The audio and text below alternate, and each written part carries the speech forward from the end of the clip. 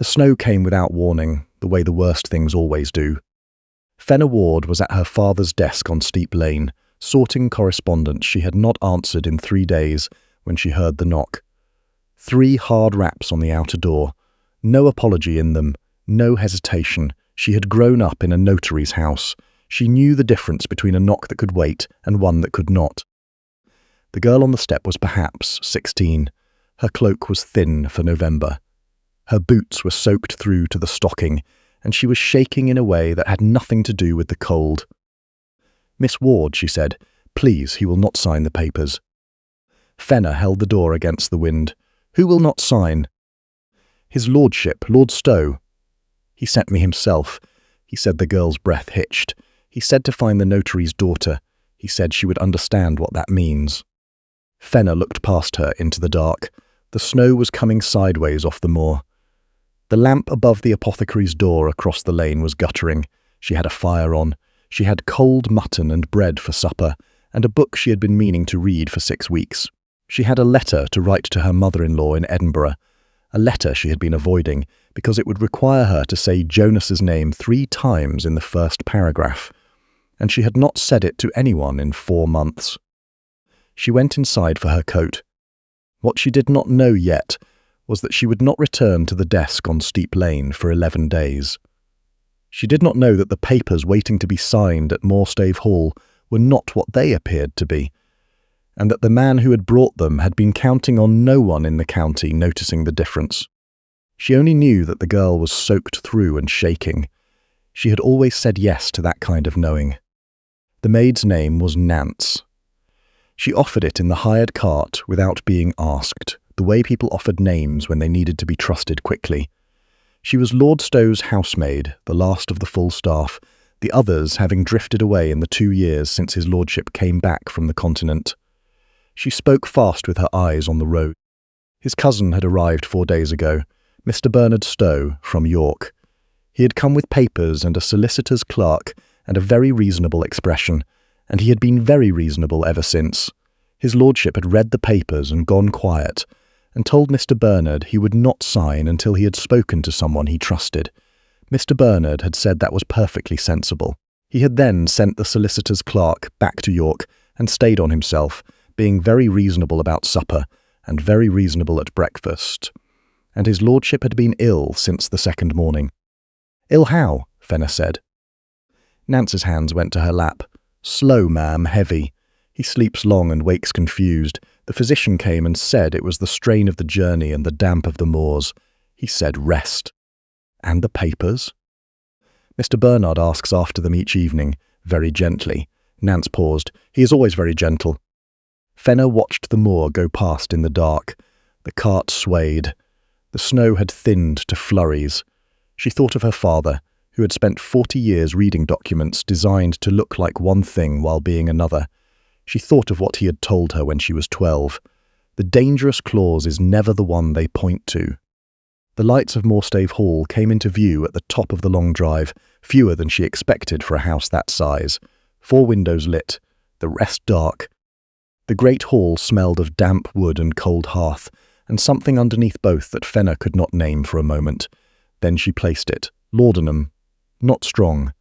A trace of it, the way a house smells of pipe smoke long after the smoker has gone. She followed Nance up the main stair. Lord Aldrich Stowe was not dying. She could see that plainly when Nance brought her into the study on the 1st floor. He was in the chair by the window with a coverlet across his knees and a book open in his lap that he was not reading. He was perhaps 37.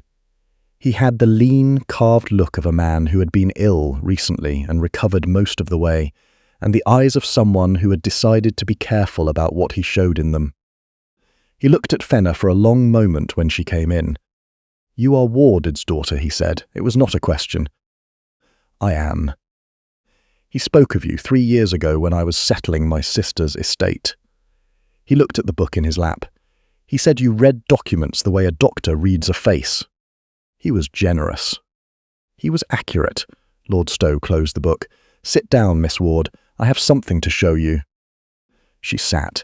Nance set a lamp on the table between them and withdrew to the door. He laid the papers on the table without comment. There were 7 of them. Fenna did not read quickly at first glance. She read the way her father had taught her, slowly, beginning with the structure, then the clauses, then the language inside the clauses. She read the first page and turned it face down. She read the second. On the third, she stopped. She read the paragraph again, then she looked up. "This is a trust arrangement," she said. "So Mr. Bernard tells me. The first 3 pages are a trust arrangement. They transfer management of your estate and guardianship of your nephew Oliver to your cousin for the period of," she checked, "your incapacity as determined by a physician of Mr. Stowe's selection."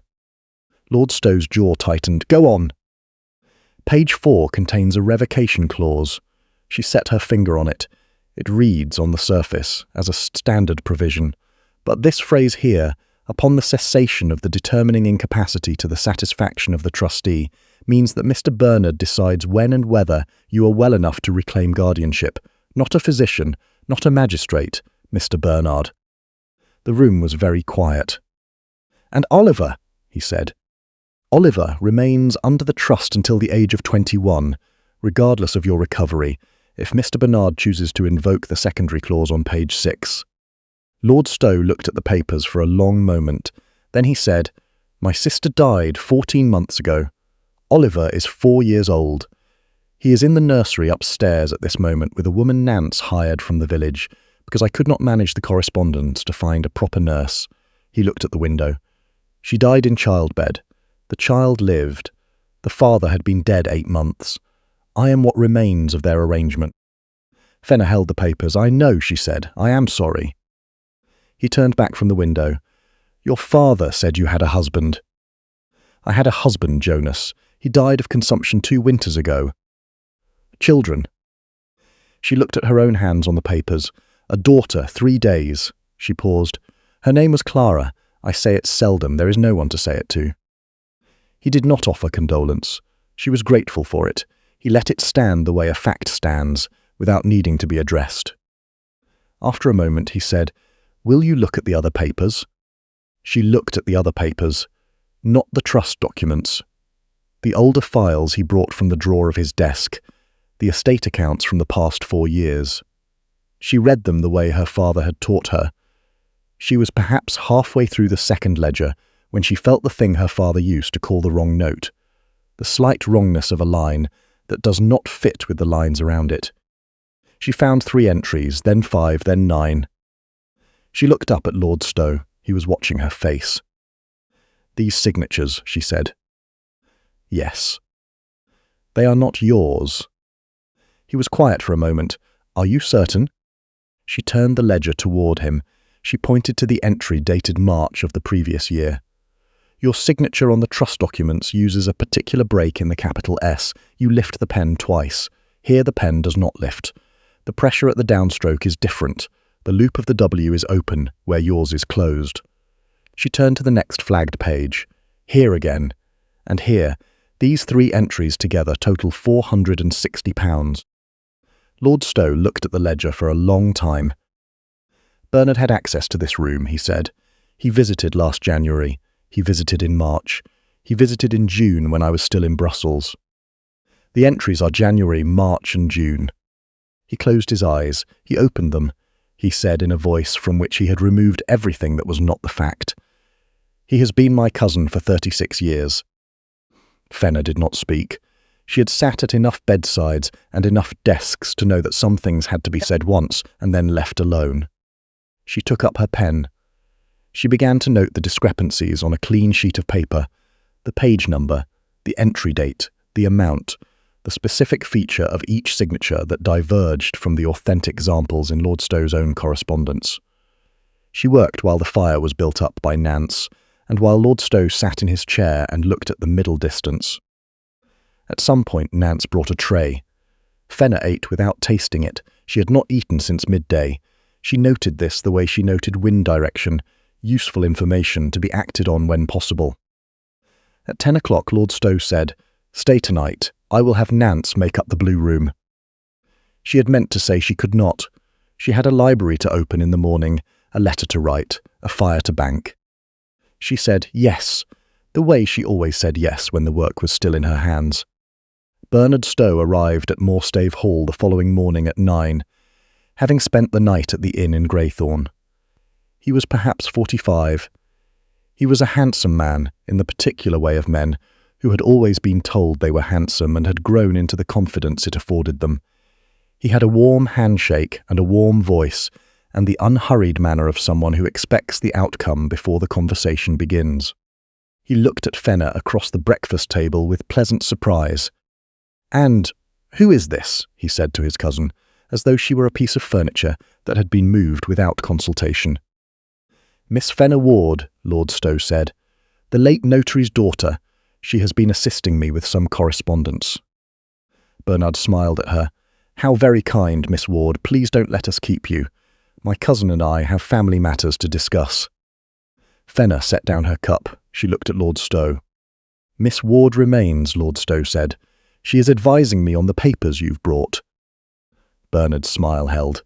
It was a very good smile. "Aldrich, this is a family matter. Miss Warde is, I'm sure, very capable in her father's line of work. But these documents carry some legal complexity. Perhaps a proper solicitor—" "I have looked at the documents," Fenna said. She kept her voice even. Her father had taught her that the voice was the thing. "Keep it level, and you kept the room. Particularly page 4 and the revocation clause therein." Bernard looked at her. His smile did not change, but something behind it did. "Miss Warde," he said pleasantly, "I wonder if you fully understand." "I understand it completely," she said. "I have been reading documents of this kind since I was 14. I understand the distinction between a trust arrangement with standard revocation provisions and one in which revocation is discretionary to the trustee. This is the latter." A silence settled over the breakfast table. Outside, the snow from the previous night was melting off the eaves. A gutter dripped somewhere. Bernard turned to his cousin. He had recomposed his expression into something that was almost concern. "Aldrich," he said quietly, "you have not been well. The physician's report—" "The physician recommended rest," Lord Stowe said. "He did not recommend signing anything." "Your management of the estate has been—" "Has been what?" Lord Stowe said.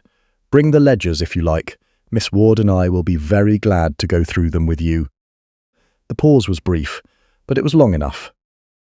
"I think," Bernard said, still pleasantly, "that I shall speak to Sir Rufus about arranging a formal assessment. Simply as a formality, for everyone's protection, including yours." He rose. He set his napkin on the table with the care of a man making a point of his own composure. He smiled at Fenna, a precise, civil smile that was intended to be noticed. "Miss Warde, a pleasure." He went. The door closed behind him with no more sound than was necessary. Fenna looked at Lord Stowe. He was holding his cup with both hands and looking at the door. "He will go to Sir Rufus today," she said. "Yes." "And ask for a competency hearing?" "Yes." "When?" He looked at her. "He will want it before I can prepare. 3 days, perhaps 4. She rose. She went to the window. The drive below was empty. Bernard's coat was disappearing around the corner of the east wing toward the stables. She thought about the ledgers on the desk upstairs. She thought about Mr. Hessop at the County Records Office in Greythorn, who had been her father's clerk for 22 years, and who kept the originals of every filing that had passed through the notary's office. "Your cousin," she said, "will not have thought of the filing copies." Lord Stowe looked at her. "What copies?" "When your cousin signed your name to those transactions, the parties on the other side would have filed copies with the county notary as a matter of course. My father's office. I have those copies. I have your genuine signature on the filing forms in your own hand. From the same period, any discrepancy between those signatures and the ones in your ledger will be evident to anyone who looks." Lord Stowe was very still. Would Hessop testify to the authenticity of the originals? Hessop would testify to his own death if he thought someone was interfering with a filing. She turned from the window. "I need to go to Greythorn tonight, before Bernard thinks of it." "It is 4 miles. "I know how far it is." He looked at her for a long moment, then he said, "There is a horse in the south stable. Nance will show you." A pause. "Miss Warde." She waited. "You have done this before," he said. It was not quite a question. "Not exactly this," she said, "but something like it." She went. The road to Greythorn at dusk in November was not pleasant, but it was passable. The snow had frozen to a light crust on the verge. The horse was steady and knew the road. Fenna rode with the cold at her back and kept her mind on Hessop's filing cabinet and off Jonas. She did not manage it entirely. The road bent past the old churchyard at the edge of the village, and through the iron gate she could see the corner of the yard where Jonas was buried beside the unnamed stone that marked where Clara lay. She had not come to the churchyard in 8 months. She had told herself she was busy.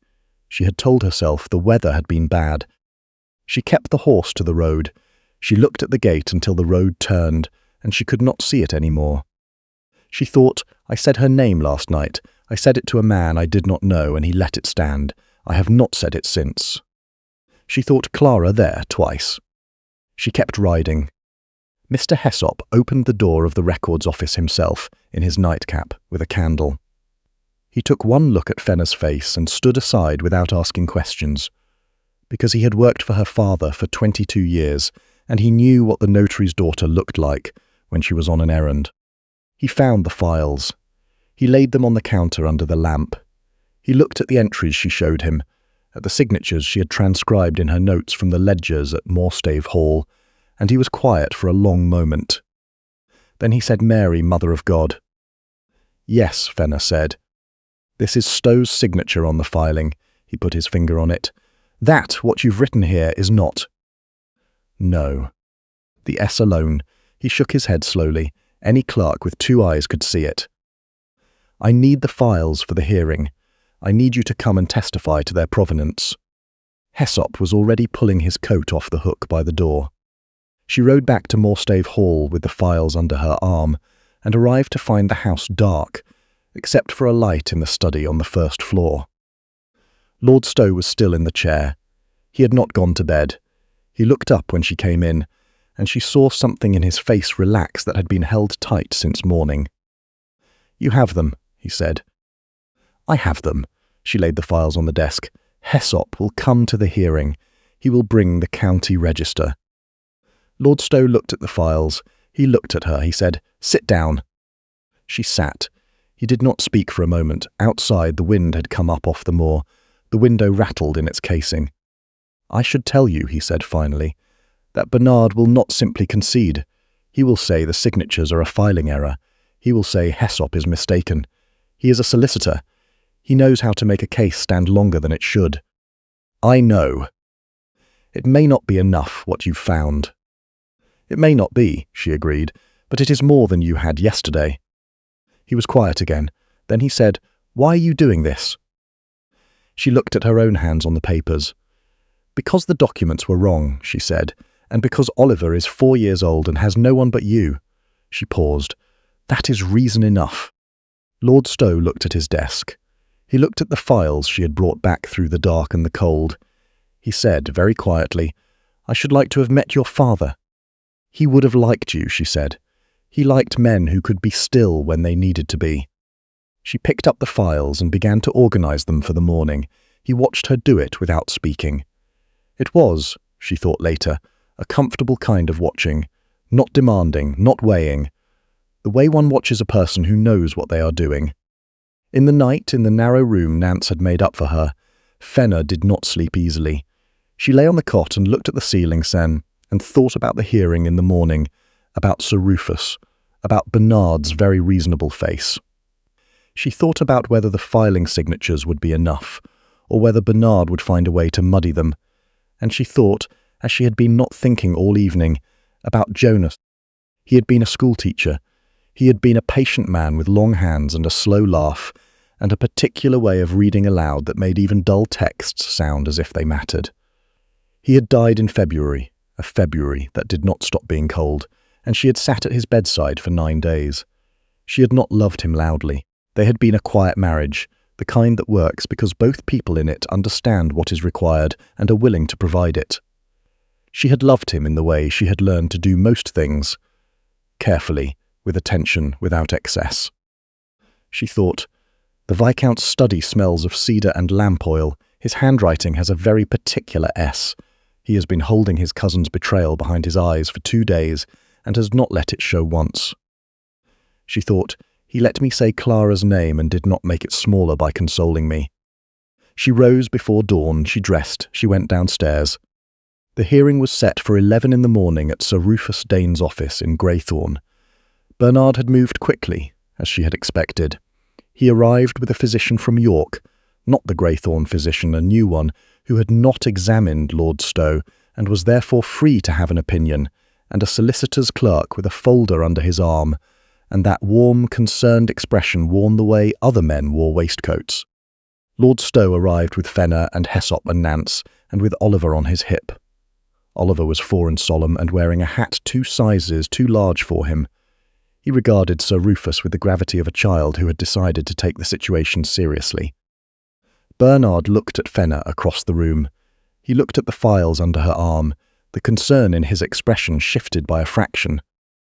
"Aldrich," he said, "you look better today." "I am considerably better," Lord Stowe said, "now that I have stopped drinking the evening brandy you brought." The room went very still. Bernard's mouth moved once. "I don't know what you mean by that." "I mean that Nance identified the brandy decanter as one you had access to, and I had not touched before your arrival. I mean that I feel considerably better having avoided it for 36 hours. He looked at his cousin steadily. "I am not making a formal accusation before this body. I am noting a fact." Sir Rufus, who was a compact, deliberate man with a habit of looking at his own hands while he thought, looked at his hands. Then he looked at Fenna. "Miss Warde, I understand you have brought documents." "I have," Fenna said. She laid them on the table. She did not look at Bernard. She kept her eyes on Sir Rufus, and spoke the way her father had taught her to speak before a magistrate, plainly, in sequence, without heat. She showed him the filing copies. She showed him the original signatures. She showed him the ledger entries and the transcription she had made of the diverging signatures, and she walked him through the specific features that distinguished a genuine signature from a forged one: the pen lift in the S, the closed loop of the W, the pressure at the downstroke. Hessop confirmed the provenance of the filing copies. He confirmed the date of registration. He confirmed that the county notary's records were held in sealed cabinet under his own custody and had not been accessed by any party since the original filing. Bernard said, "These may be clerical errors. Filing copies are not always." "I registered those filings myself," Hessop said. "I am 71 years old, and I have never yet filed a document incorrectly." Sir Rufus read the documents in his own time, without being hurried. Oliver fell asleep against Lord Stowe's shoulder. Nance sat very straight in her chair by the door. Fenna watched Bernard. He was still, but it was the stillness of a man calculating, not of a man who had given up. She had seen that particular stillness before. She had seen it in faces at contested wills, at disputed leases, in the small sharp moments when someone realizes the ground has shifted under them and begins to recalculate how much of it is left. "These signatures," Bernard said at last to Sir Rufus, "require examination by a qualified document examiner. I would ask for time to engage one." "Mr. Stowe," Sir Rufus said without looking up from the file, "Hessop is the county's qualified document examiner. He has been so for 22 years, under appointment by this office." He set the file down. "The signatures in these ledgers do not match the authenticated originals by several consistent and repeated measures. That is not a clerical error, that is a pattern." Bernard's face did not change, but his hand, resting on the table beside his folder, went white at the knuckles. "Sir Rufus," he said. "I am going to ask you to remain available in Greythorn," Sir Rufus said. "I am going to ask your solicitor's clerk to surrender the trust documents. I am going to ask Mr. Hessop to seal the ledgers pending a full review." He looked at Bernard steadily. "The competency hearing is dismissed. There is no evidence before me of incapacity. There is substantial evidence before me of another matter, which I intend to investigate thoroughly." He looked at Lord Stowe. "Your lordship is free to return to Moorstave Hall." Bernard looked at his cousin across the table. His expression was at the last unreadable. Lord Stowe looked back at him. He did not say anything. He shifted Oliver on his shoulder and stood up. Outside, on the step of Sir Rufus's office, the November air was cold and bright. The snow was still on the rooftops. Hessop said his goodbyes and went back to his office. Nance took Oliver. Lord Stowe stood at the top of the step and looked at the street for a moment. Then he looked at Fenna. "You walked into my house 4 days ago," he said, "to read some papers." "Yes." He was quiet. Oliver had put his face into Nance's shoulder and gone back to sleep. Lord Stowe looked at the street, and then at his hands, and then at Fenna. "I have been wondering," he said, "since yesterday evening, whether there is a way to adequately repay—" "There is not," Fenna said, "and I did not do it for repayment." "I know," he looked at her, "I know why you did it." A pause. "It does not make me less in your debt." She thought of Jonas. She thought of the notary's desk on Steep Lane, the cold mutton, the letter she had been avoiding. She thought of Clara's name, said twice now in 3 days to a man who had received it the way it deserved to be received, as a fact, as a weight, as something that mattered. She said, "Come to my father's office in the morning if you like. Bring Oliver. There are things in the filing cabinet that belong to your sister's estate. I should have written to you months ago about them." "You did not know me." "No," she said, "I know you now." She walked down the step and up the high street towards Steep Lane. The air tasted of cold stone and wood smoke, the particular taste of a Yorkshire November she had breathed her whole life and stopped noticing until the 2 winters she had been too occupied with grief to notice anything at all. She thought, the wrong clause is never the one they point to. Father said that. She thought, he said Clara's name back to me once, very quietly, while I was looking at the ledger. I did not hear him say it until now. She stopped at the iron gate of the churchyard. She had told herself last night that she could not stop. She had ridden past at dusk and looked away. But she was not riding now. She was on foot, and it was morning, and there was nothing else demanding her hands at this particular moment. She opened the gate. The hinges were cold and loud. She went in. The path was familiar and strange, the way a road is familiar after a long absence, known by the feet before the mind catches up. The stone for Jonas was simple, white limestone with the years and nothing else, because she had not been able to decide what to say and was still not sure. Beside it, a smaller stone, a date and nothing else. She stood there for a moment. The wind off the moor came through the yew trees. A crow was somewhere above her. She said quietly, to no one and to both of them, "I am well. The work is still at my hand. A man's cousin was forging his name in the ledgers and I found it." She paused. "I said Clara's name to someone and he did not make it small. I thought you should know." She looked at the smaller stone. "Clara," she said. Then she went out through the gate, latched it behind her, and walked up Steep Lane to open the office. 7 months passed. The filing cabinet at Warde and Hessop had new entries in it by spring, the full record of the investigation into Bernard Stowe, the findings of the county examiner, the indictment at the quarter sessions in January. Bernard had been a careful man. His care had been undone by the fact that filing copies existed, and that Hessop had kept them sealed under his own hand, and that the notary's daughter had arrived at Moorstave Hall on a November evening and asked the right question. The estate accounts were restored. The siphoned funds were a matter for the courts and would be for some time. Oliver turned 5 in April and was learning to read from a primer that Fenna had found in the bottom drawer of her father's desk and given to Lord Stowe one morning in January when he had come to the office to look over the recovery documents. Lord Stowe had looked at the primer for a long moment and then looked at Fenna. She had said, "He will need someone patient who can hear the same word 20 times without despair." Lord Stowe had said, "I am extraordinarily patient." She had said, "I know." In June the roses came in along the south garden wall at Moorstave Hall, the way they always came in, whether anyone tended them or not, because some things are stubborn like that. Fenna was sitting under the old apple tree with a file on her lap, when Oliver came at a run from the direction of the house with his book under one arm, and stopped in front of her. "Fenna," he said, "I read the whole page." "Which page?" "The long one, with the horse." "Say it to me, then." He said it to her. He got most of it right. She corrected 2 words without stopping him, and he took the corrections the way children take corrections from people they trust, without pride and without hurt. When he had finished, he sat down in the grass and opened to the next page with the mild resignation of someone who has decided to get through a thing. Lord Stowe came around the corner of the garden wall with 2 cups of tea. He was not walking the way he had been in November, the careful gait of a man not certain of his own steadiness. He walked easily now, in the way of someone who has recovered himself. He set 1 cup beside Fenna and sat on the bench at her elbow. They were quiet for a while. Oliver read under his breath. The roses were moving in a light westerly. Somewhere on the other side of the wall, one of the new stable staff was whistling something tuneless and unhurried. After a while, Lord Stowe said, "Hessop tells me you have taken on 2 new clients." 3. He looked at the file on her lap. "You will need to hire someone."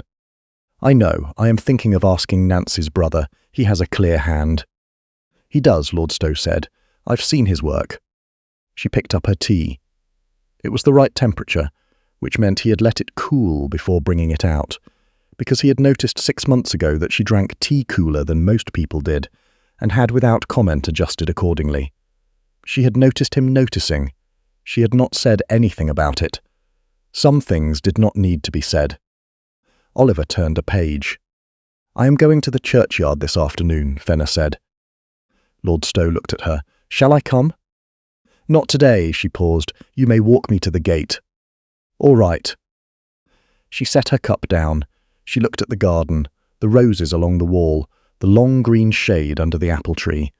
She looked at Oliver, reading in the grass with his hat pushed back and his face very serious. She thought, "I came to this house in the dark to read some papers. I came because Nancy's teeth were chattering and someone needed to say yes." She thought, "Jonas, Clara, I have said their names this month to someone who receives them as weight, not as occasion." She thought, "I did not stay because I was asked to. I was not asked until the 3rd day. I stayed because the work was still in my hands and I had not finished it." It was not, she thought, a small thing to know the difference. Oliver read to the end of the page. He looked up. "Fenna," he said, "there is a fox in the story." "There is," she said. "Keep reading." He kept reading. Lord Stowe picked up his own cup. The westerly came through the roses and moved the pages of the file on her lap, and she set her hand on them to hold them still. She stayed.